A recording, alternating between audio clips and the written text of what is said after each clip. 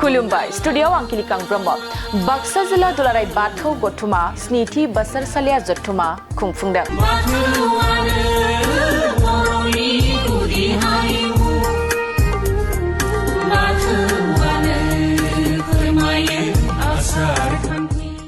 नारायणपुराव सानसेनि मेहेरगोनां हाबाफारिनि गेजेरजों बाक्सा जिल्ला दुलाराय बाथौ गौथुमा स्निथि बोसोरसालिया जथुमा खुंफुंदों।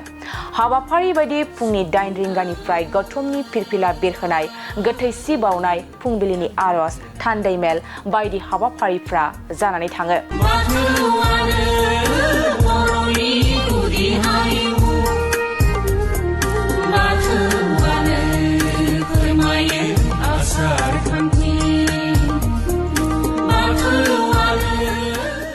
आरो सानसुनि 1 रिंगानिफ्राय जथुमानि गेवलां मेला जागायो। आफादगिरि संकेश्वर गयारिनि मेल सामलायनायाव बे गेवलां मेलखौ बुंथिगिरि काथिराम बर'आ बाहागो लानानै बेखेवनानै होयो। बे गेवलां मेलावनो गाहाय आलासि महरै दुलाराय बाथौ गौथुमनि आफादगिरि सभाराम बसुमतारिया बाहागो लायो आरो गाहाय आलासि महरै बाहागो लानानै बिथाङा रायजो राजाफोरखौ बाथौ धोरोमनि सानथौ सानस्रि आरो बर' हारि दानायनि सायाव गुवारै बिबुंथि लाखियो। खुलुमबाय। बाक्सा जिल्ला दुलाराय बाथौ गौथुमा दिनै स्निथि बोसोरारि जथुमा खुंनायनि गेजेरजों बे गौथुमा बोसोरसेनि मादाव धोरोमारि बिथिङाव बर' हारिनि आंगो असे गुबै धोरोम बाथौ धोरोमा मोनसे बर'नि गेजेराव बाथौ धोरोमारिनि गेजेराव सेरखे बेरखे जाना थानाय गासै बिथिंखौ सावरायनानै माबोरैहाय बर'नि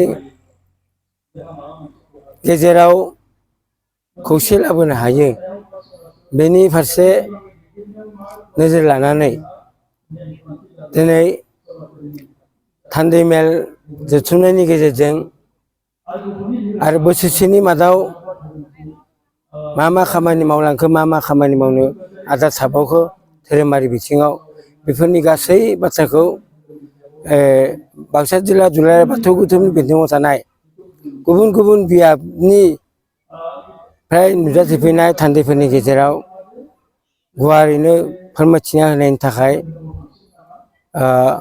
हाबाफारिनि गेजेरजों दिनै मावफुंलांदों।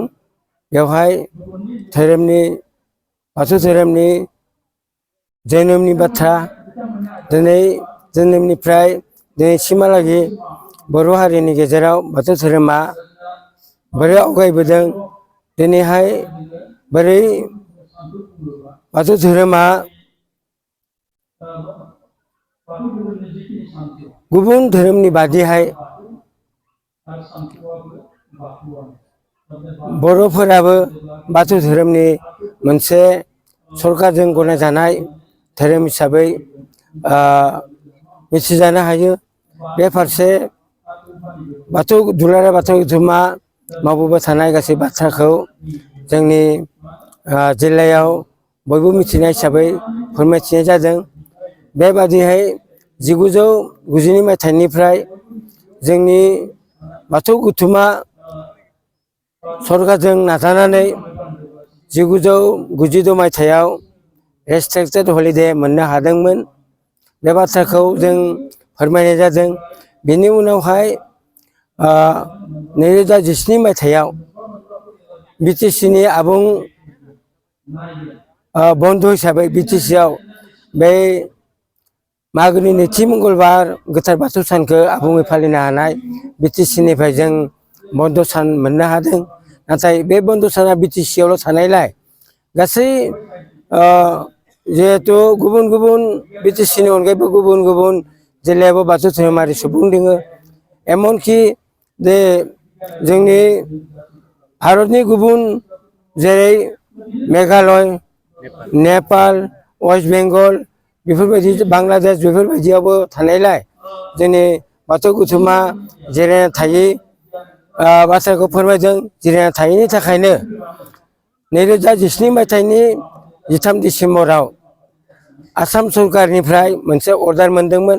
बे अर्डारखौ लानानै 2018 मायथाइनिफ्राय आसाम स्टेटआव दिनै आबुं बन्द मोननो हादों। बेयावबो गोजोना थायाखै। बोरैहाय भारत हादरनि संबिजिराव जोंनि बाथौ बर'नि आंगो गुबै बाथौ धोरोमखौ इस्टाब्लिस खालामनो हायो, बेनि थाखाय नारा नाजागासिनो दङ। दा बेनि थाखायनो जों बाथौआरिफोरा गासै बेसेबां सुबुं सानखो, बेसेबां सुबुं दङ बाथौ धोरोमाव, बे गासै सुबुं सानखोखौ दिनैनि बे मेलनि थान्दै मेलनि जोहै जों गासै बियाबनिफ्राय जों बाक्सा जिल्ला दुलाराय बाथौ गौथुमा नाजावना लाबाय। जोङो बेखौ दुलाराय बाथौ गौथुमसिम जों दैथायहरसिगोन। बिथांमोना हयथ' बे सुबुं सानखोखौ हयथ' भारत सरकारजों हयथ' बे सुबुं सानखोखौ भारत सरकारनो गथायगोन। बिनि उनावहाय जों बै भारत सरकारजों हयथ' बाथौ धोरोमखौ इस्टाब्लिस खालामनो हानाय हायिया जोंनि धोरोम गौथुमा नाजाबाय थासिगोन। एमनकि जोंनि दुलाराय बाथौ गौथुमाव इन्टारनेसनेल लेभेलाव बाथौ धोरोमनि सावरायमा खुंनो कारने सावरायगासिनो दङ। बावैनो हयथ' बे सावरायनाया जाफुङोब्ला जों इन्टारनेसनेल लेभेलावबो जों बर'नि आंगो गुबै धोरोम बाथौखौ जों सिनायथि होनो थाखाय जों खाबुखौ मोनगोन। दिनै बेनि अनगायैबो गेवलां मेलनि जोहै जोङो आलासि लिंबोदों।